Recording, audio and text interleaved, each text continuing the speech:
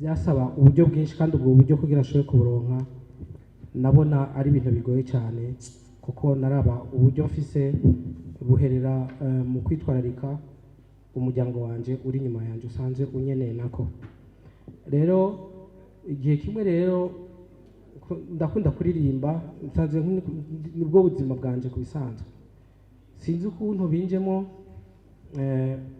ndaririmbira akaririmba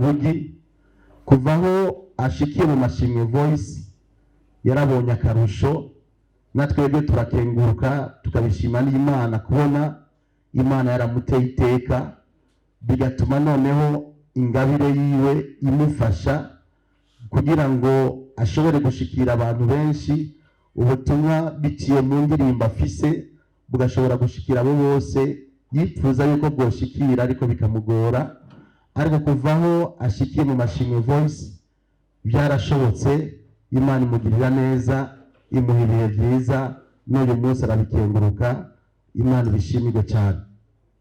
Ikigira kabiri twashaka kwakira uno munsi ku mugaragaro abandi baririmbyi batatu.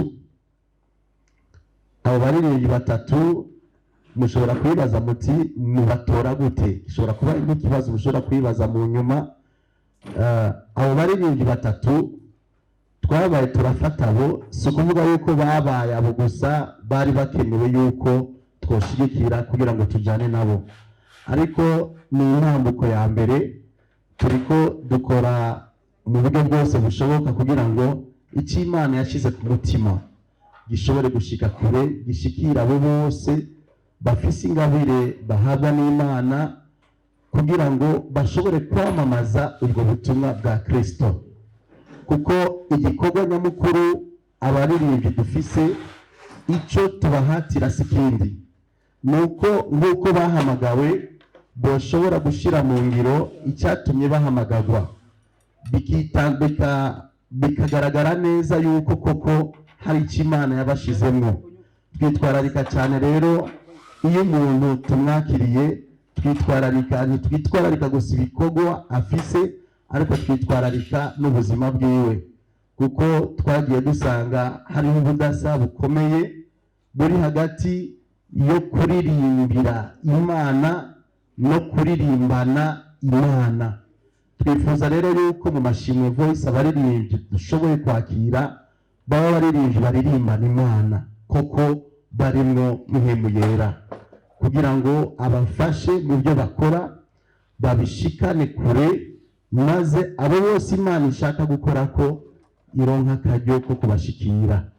Rero niko bw'ibyo uyu munsi twazindutse dusubira kandi kwakira abandi baririmbyi batatu, mukaba mumaze kubabona ngaho baciye imbere.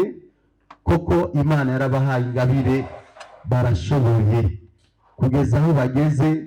Ni ukuri turabikenguruka cyane. Muri iki gisagara cya Bujumbura Imana yaratanze ingabire, mu Barundi Imana yaratanze ingabire. Ni nayo mpamvu duhumiriza abanyamakuru bari ngaha n'abandi bose batashoboye gushika hano, mwitwararike bino bikorwa. Igikorwa cyanyu namwe musayirize, kugira ngo izo ngabire zari zitwikiriwe imyaka myinshi zishobore kumurikirwa n'izuba, ubutumwa bwiza bushikira abari hafi n'abari kure, kandi ibyo birashoboka mu bidufashijemo. Tukaba rero tubiteze ku kintu kininiya cyane. Kugeza rero kuri uwo mwanya, ibyo tumaze gushika ko muri iki gihe umwaka ugiye kurangira, aba bazobara abaririmbyi bagira kabiri, umugwi wa kabiri usinye amasezerano mu Mashimwe Voice.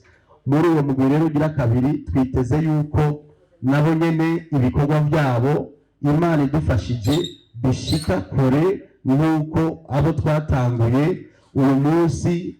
Indirimbo za apeli n'ibigira zivuzwa mu gihugu cyose, ku masamirizi yose, ku mateleviziyo yose. Turaduhamagara Igitega tukumva indirimbo za apeli ziravuzwa, Ingozi zikavuzwa, n'ahandi henshi cyane. Ivyo apeli kera ntavyo yari gushobora, ariko biciye mu Mashimwe Voice biri kumwe n'ingabire Imana yaduhaye, turashobora gushikana ubwo butumwa bwose hirya no hino. Abarundi bakumva yuko hariho abana b'u Burundi bashobora kuririmbana Imana kandi bigafasha benshi.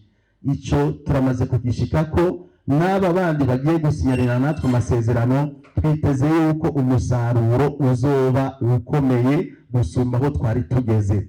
Mu bikorwa rero twimirije dutegura byinshi, kandi twiteze yuko mwese uko muri ngaha muzodushigikira. Twiteze yuko ibihe bizogenda bibishoboza. Murabona yuko hayitikiza cya corona bitashoboka yuko tugira ibiteramo. Twiteze yuko tuzokora n'ibiteramo. Ibyo biteramo tuzosubira kandi tubibamenyeshe, aho aba baririmbyi bazoshira ku mugaragaro rero indirimbo bafise. Aha n'agaciyemo gusa, mugabo bafise indirimbo ziri deja kuri YouTube, mushobora kugenda mukaziraba.